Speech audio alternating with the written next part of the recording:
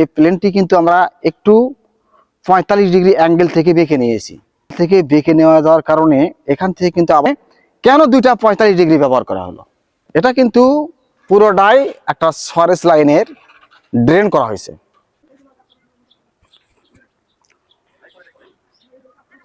Hello বন্ধুরা, সবাই কেমন আছেন?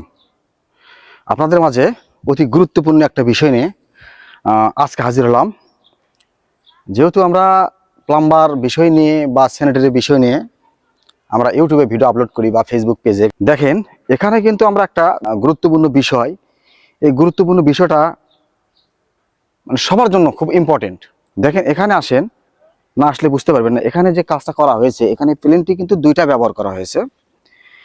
এই যে দেখেন এখানে কিন্তু যে টি ব্যবহার করা হয়েছে প্লেনটি, এই প্লেনটি কিন্তু আমরা একটু 45 ডিগ্রি অ্যাঙ্গেল থেকে বেঁকে নিয়েছি। লক্ষ্য রাখেন, 45 ডিগ্রি অ্যাঙ্গেল থেকে বেঁকে নেওয়া যাওয়ার কারণে এখান থেকে কিন্তু আবার একটা 45 ডিগ্রি আমরা ব্যান ব্যবহার করছি। তাহলে এখানে 45 ডিগ্রি টি আমরা কি করছি, একটু বাঁকা করে নিছি। এখানে এসে আমরা আবার 45 ডিগ্রি ব্যান ব্যবহার করে নিছি। তাহলে এখানে কেন দুইটা 45 ডিগ্রি ব্যবহার করা হলো? একটা অ্যাঙ্গেল 45 ডিগ্রি আর একটা সোজাসুজি 45 ডিগ্রি। তাহলে দুইটা 45 ডিগ্রি এখানে কেন ব্যবহার করা হলো? আমি যদি মূল কথায় আসি, তাহলে দেখেন এটা কিন্তু পুরোটাই একটা সরেস লাইনের ড্রেন করা হয়েছে। এটা কিন্তু পুরোটাই সরেস লাইন। তাহলে সরেস লাইনের ক্ষেত্রে যদি আমরা, যেহেতু এই পাশে একটা পয়েন্ট রয়েছে, এই যে দেখতে পাচ্ছেন এই পাশে কিন্তু একটা পয়েন্ট রয়েছে, এই যে পয়েন্ট। তাহলে এই পয়েন্ট থেকে যখন পানি অথবা মল এখান থেকে নিষ্কাশনের যে বিধি ব্যবস্থা করা হবে, সেটা যে মেন লাইনটা রয়েছে, মেন লাইনের সঙ্গে যদি সম্পৃক্ততা আমরা রাখতে চাই, তাহলে কি হবে, এখানে আমাদের 45 ডিগ্রি অবশ্যই অ্যাঙ্গেল করতে হবে। তাহলে 45 ডিগ্রি যখন আমরা এখানে অ্যাঙ্গেল করব, তখন কিন্তু আমাদের যে এই যে মেন যে ড্রেনের যে পাইপটা রয়েছে মেন লাইন, এই মেন লাইনের সঙ্গে কিন্তু আমাদের এই পয়েন্টের কোনো সংযোগ রইল না। এই যে দেখেন আমাদের এই পয়েন্টের কোনো সংযোগ কিন্তু এই পাইপের সঙ্গে রইল না।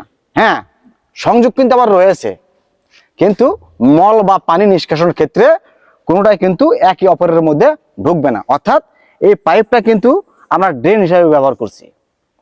এখানে আমাদের কি হবে, ওই পাশ থেকে মল অথবা পানি এখানে আসবে, এসে কি হবে 90 ডিগ্রি হবে না, এখানে হবে 45 ডিগ্রি। এই 45 ডিগ্রিতে এসে ধাক্কা খেয়ে এই ড্রেনের মধ্যে চলে যাবে। আবার লক্ষ্য রাখেন, এই পাশে কিন্তু আমরা আরেকটা পয়েন্ট রেখেছি। এই যে দেখেন এখানে কিন্তু আমরা আরেকটা পয়েন্ট রেখেছি, এই পয়েন্টটাও কিন্তু এই পাশে হয়েছে। হয়তো বলবেন যে এখানে তো প্লেনটিটা সরাসরি দেওয়া আছে, তাই না? কিন্তু ভেতরে কিন্তু আমরা ঢেকে দিয়েছি, না হলে দেখাতে পারতাম।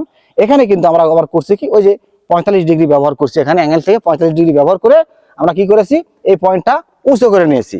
অর্থাৎ 2 তলা 3 তলা 4 তলা 5 তলা থেকে যে পানি অথবা মল নিষ্কাশন হবে, সেটা যেন পুরোটা ড্রেনের মধ্যে দিয়ে ওই পাশে পার হয়ে যায়।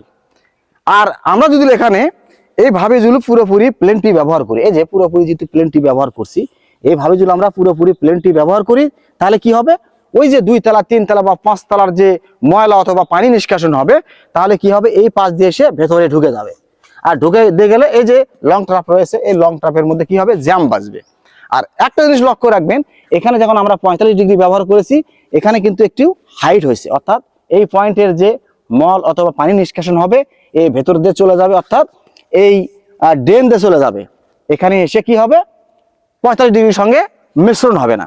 অর্থাৎ আমরা যদি পাশাপাশি এভাবে কাজ করি, ড্রেন যে সোয়ারেস লাইনের যে ড্রেনটা হবে, এই ড্রেনটা আলাদা হবে, এবং ড্রেনের ওপর থেকে যে আমাদের পয়েন্টটা বের হয়ে আসবে, এই পয়েন্টটা যেন আমাদের কি হবে, একটু উঁচু করে নিতে হবে।